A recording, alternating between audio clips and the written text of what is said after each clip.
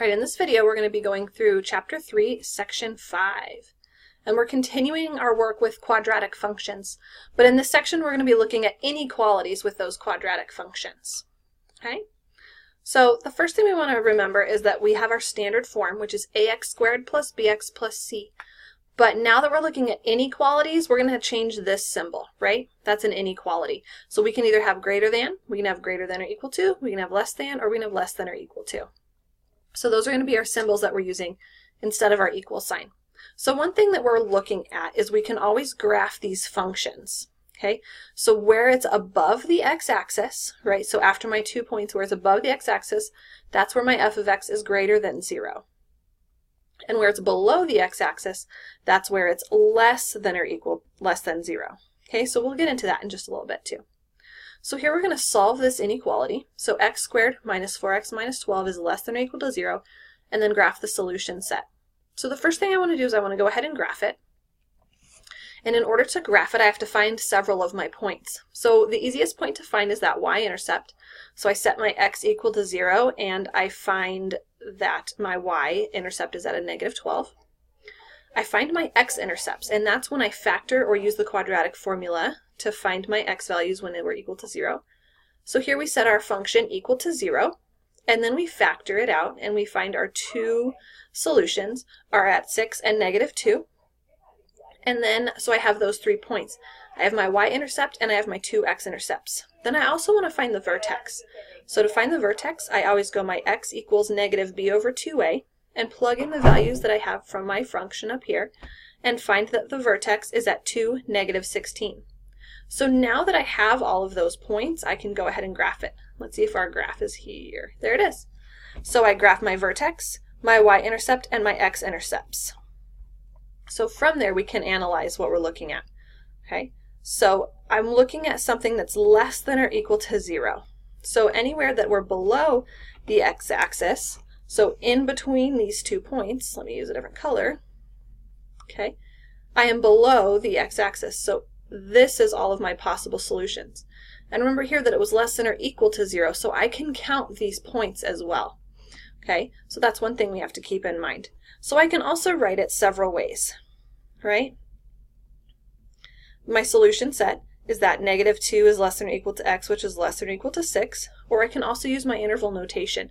So either way will work. So here again is that graph. And we can see down here we've also just graphed the solution set. So when we're just graphing the solution set, here's where I can use my brackets to include the points, and I'm just using my number line to explain the solutions that I have. So here's our next example. So we want to solve this inequality. So 2x squared is less than x plus 10, and then graph our solution set.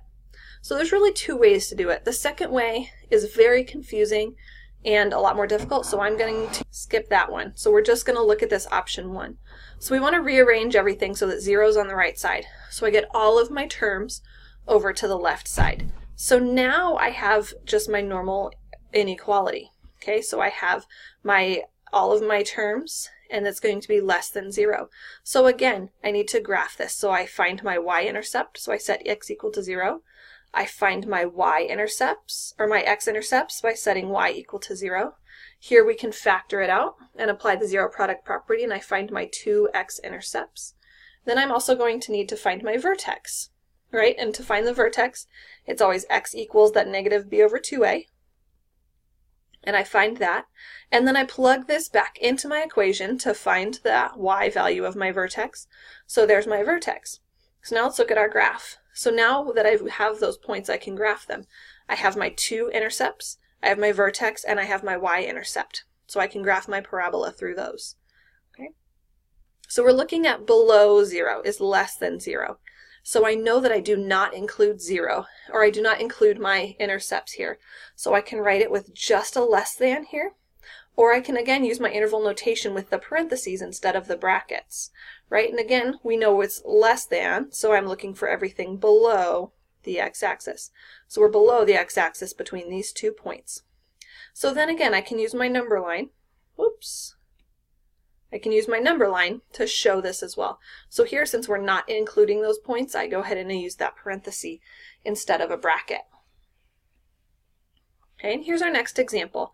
So solve this inequality, x squared plus x plus 1 is greater than 0, and then graph our solution set.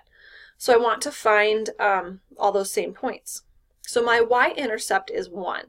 So there's no x-intercepts, okay?